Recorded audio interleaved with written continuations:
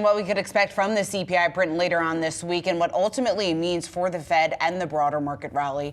We want to bring in Katy Kaminski, AlphaSimplex Chief Research Strategist and Portfolio Manager. Katy, it's great to have you back here on Yahoo Finance. Let's piggyback off what Josh Schaefer was just telling us here. So here we stand today. You have the S&P coming off its 56th, the record closing high of the year. Lots of momentum into year end. Is there a risk, or how real is that risk, that what we hear over the next week or so could potentially halt some of that momentum? I'd have to say that the risk seems to be low right now, at least for what we're seeing. I mean, we're seeing things very calm. I think that there'd have to be extreme shifts in the data to such a degree that there would be sort of a risk of slowing that rally down. I think, as you said before, there's not a lot of data that is going to come out, and it seems to be the general consensus that even if we have some upside on inflation data, that's still not going to change the narrative too much.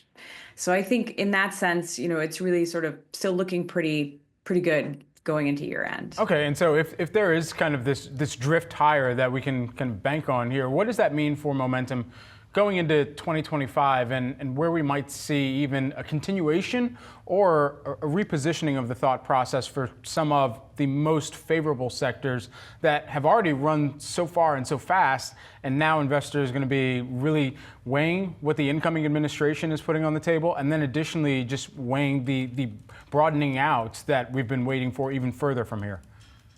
Well, this is a good question because momentum signals have been continually increasing across equity sectors and across equity indices, particularly in the US versus non-US trade. So we've really seen sort of really resilient and steady equity signals. But the one thing we have been watching to some degree is this relative difference between small cap and tech and large cap. And what you have seen last week was a little bit more narrow. So I think people should actually pay attention to that, because even though last week was a positive week, there was a lot of divergence, and only a few sectors such as tech and consumer were up. So I think it's really about sort of, if we see more broadening towards the end of the year and we see that into next year, then maybe momentum will be less vulnerable to a reversal or overcrowding. Katy, how much of the fear of missing out, the trade that we've been talking about that has kind of carried some of that momentum here that we certainly have seen in the market, how big of a factor do you see that being at this stage? I think it's a huge factor, because if you look at how the markets reacted post-election, clearly a lot of people are not wanting to miss out on this particular trade. And if most indications still seem very positive, you have a lot of people that may still want to sort of continue if they think this rally will keep on going. And so I think that will definitely have an ability to continue to create more momentum in the equity markets, which has seemingly been the case since the US election. And so as we're kind of looking forward into next year and trying to think about what the earnings growth profile that we should be expecting in combination with what companies are going to be talking about with the broader macro data that, of course, we're getting just a little bit more of before the end of the year and before the Fed's next meeting, how does that kind of square up against where you're positioned right now going into the start of the year?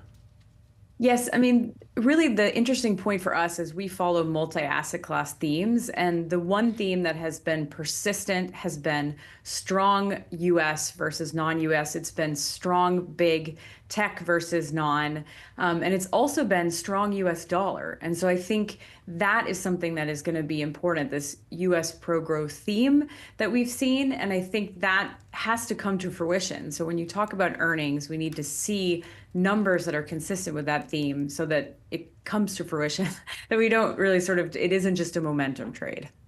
Katy, how much of the trade going into 2025 is going to be carried on the back of AI? We just had Josh talking about the fact that AI really playing a critical factor, I guess you could say, into John Solfis's latest view or note that he had out calling for the S&P next year to reach 7,100. Is that a driving factor? And I guess, what are we going to see just in terms of that leadership? To what degree? Yes, and I agree with that AI is a big factor, because it is a big part of expectations for investors about how AI is going to shift the narrative for many different companies.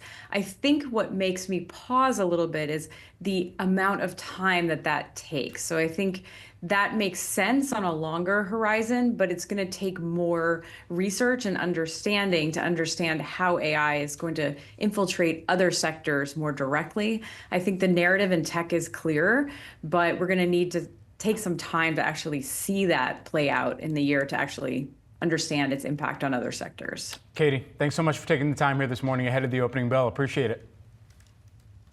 Thank you.